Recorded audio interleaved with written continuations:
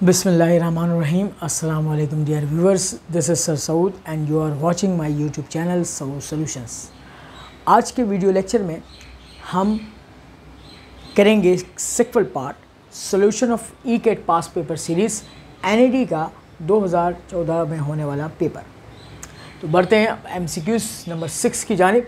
ये कह रहा है if a dice rolled once, अगर 8 डाइस को एक दफ़ा रोल किया जाए, the probability of getting an, probability मालूम करनी है गेटिंग एन ऑड नंबर आने की प्रोबेबिलिटी कैलकुलेट करनी है। तो देखते हैं इसका सॉल्यूशन। सबसे पहले हम एक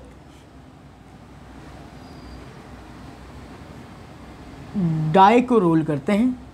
इस पे नंबर 1, 2, 3, 4, 5 और 6 मौजूद होते हैं।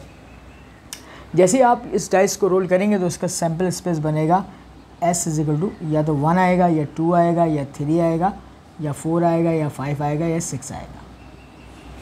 इसका मतलब है सैम्पल स्पेस के एलिमेंट्स की तादाद कितनी है? 6 एलिमेंट्स। हमें प्रोबेबिलिटी कैलकुलेट करनी है A, ऑड नंबर आने की प्रोबेबिलिटी। ऑड नंबर क्या है इनमें से? 1, 3, 5।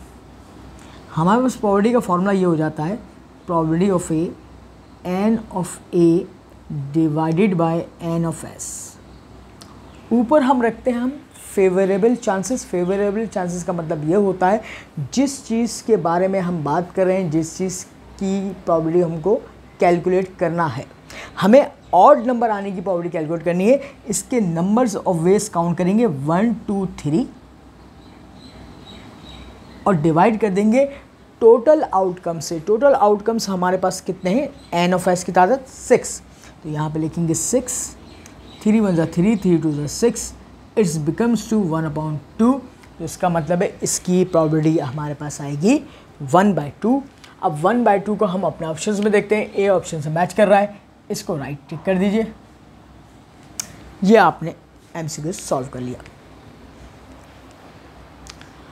इसके बाद मैं बढ़ता हूँ अब अपने नेक्स्ट MCQs की जानिब।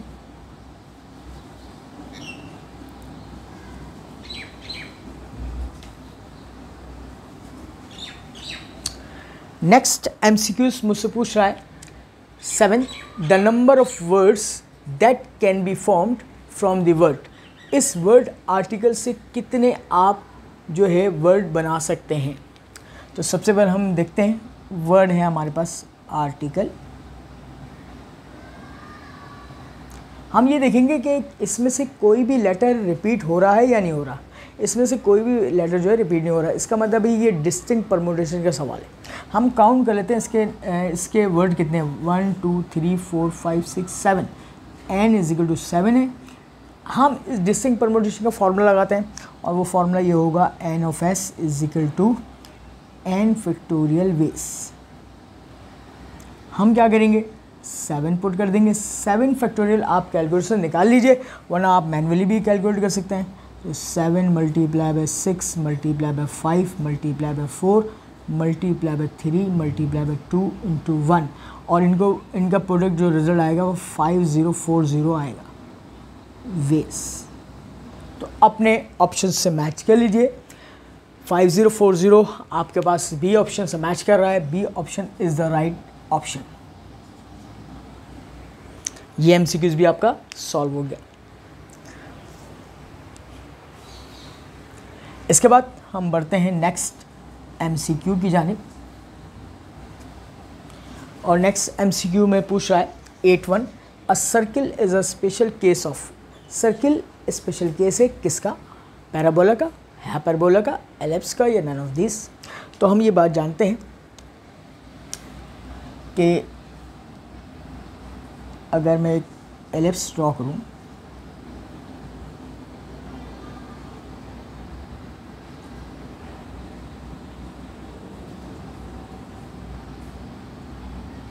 इस तरीके से, यहाँ से यहाँ तक जो डिस्टेंस है वो a के बराबर है और यहाँ से यहाँ तक डिस्टेंस हमारे पास b होता है। हम ये बात जानते हैं कि अगर ये ए जो आपके पास मेजर एक्सिस कहलाता है, बी माइनर एक्सिस, अगर ये आपस में बराबर हो जाएं, if A is equal to B, तो हम एसेंट्रिसिटी मालूम करने के लिए फॉर्मूला जो इस्तेमाल करते हैं एलिप्स के हवाले से, वो ये होता है B square is equal to A square 1 minus E square. अगर ए और बी आपस में बराबर हो जाएंगे तो यहाँ पे रख दीजिए ए का square, a square 1 minus E square, a square से a square cancel, 1 is equal to 1 minus E square. ये 1 या तो इसको इधर शिफ्ट कर दीजिए, तो e square is equal to 1 minus 1, ये कैंसिल आउट हो गया no. E square is equal to 0, square उधर जाएगा, स्क्वायर रूट बनेगा, तो e square root of 0, e is equal to 0। Eccentricity आ गई 0, और अगर एसेंट्रिसिटी 0 आ गई तो इसका मतलब है ये अब जो डायग्राम है वो सर्किल में कन्वर्ट हो जाएगी।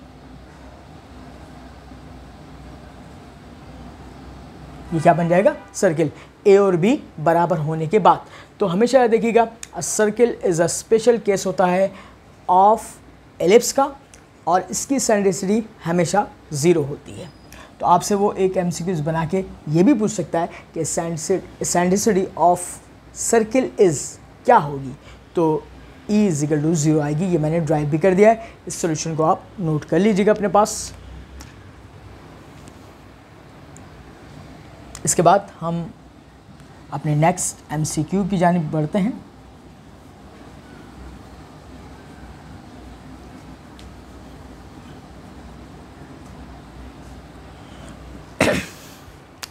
नेक्स्ट एमसीक्यू 9, tan x/2 का फॉर्मूला उसने पूछा है, और हम ये बात जानते हैं फर्स्ट ईयर मैथमेटिक्स ट्रिग्नोमेट्री में चैप्टर नंबर 10 की बात कर रहे हैं।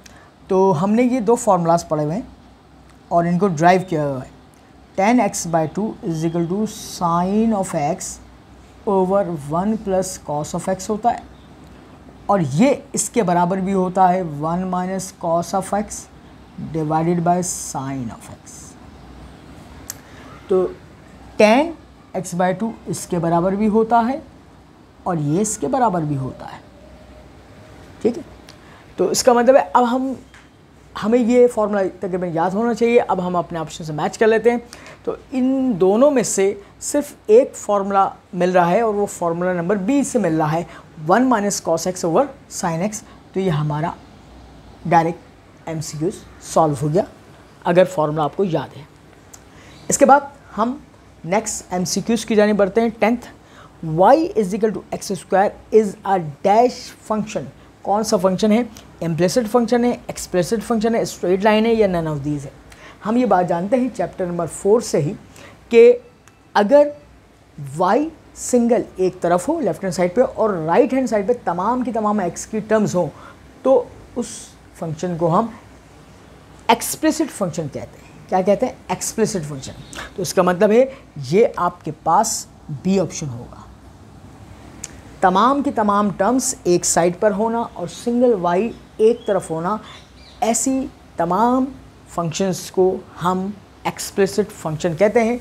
और चैप्टर नंबर 4 में एक्सरसाइज नंबर 4.2 में जितने भी हमने सवाल सॉल्व किए हैं डिफरेंशिएशन के, वो एक्सप्लिसिट फंक्शन के ही सॉल्व किए हैं। इसके साथ ही स्टूडेंट्स, मैं अपना आज का वीडियो लेक्चर यहीं पर एंड करता हूँ।